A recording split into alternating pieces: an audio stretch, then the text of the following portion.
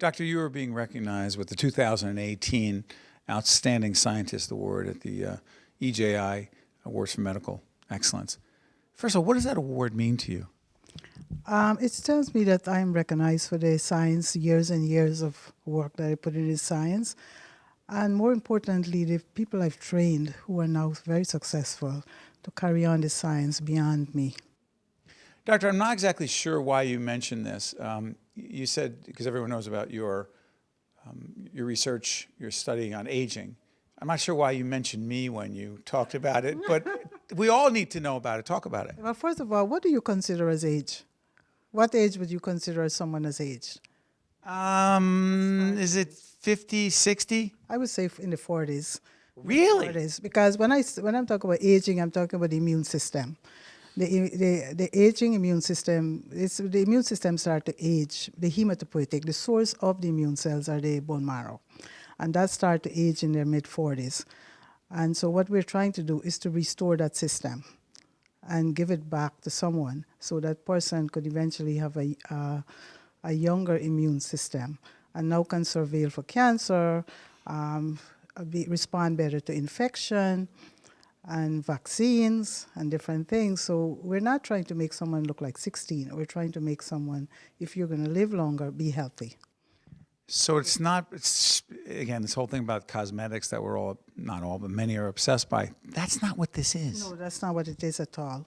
This is about keeping you healthy so you don't have, because there's a lot of disease that's linked to aging, lymphoma, leukemia, myeloproliferative disorder. But if you have a competent immune system, your probability of having these, I don't have the proof, but I suspect the immune system will give you a healthy neurological function. And that is going to be, helps us here. Yes, and that's going to be the next phase of this study. Describe your research, your work. Well, I am a stem cell biologist, and part of my overall research in stem cell underlying is cancer biologist. And because they're not mutually exclusive, you have to understand both to be effective in understanding where stem cell is going in the future, because it has to be safe. Because if we're putting stem cell into patients, or if we're trying to use stem cell as a therapy, because stem cell could be used as therapy, we have to make sure that it's safe and that we don't end up with cancer. Why did you select this field, or did this field select you? Interesting. I think the field selected me because I was at University of Wisconsin in Madison, and immunology at the time was where stem cell is, with lots of black boxes. I took one class in immunology, and I decided that's what I'm going to be, a scientist. So when I moved to New Jersey, I went to school at Rutgers. I realized that the bone marrow was the source of all the immune cells, and that's what I was going to study. And here I am today. Why is it so rewarding for you, your work? I love it, and I don't know. I wake up in the morning, and I feel someone is paying me for my heart. Is it work? No, it's not work at all, and it's true. I work very long hours. I work on weekends. I work on holidays, and I enjoy doing it. If I don't enjoy doing it, I would have quit a long time.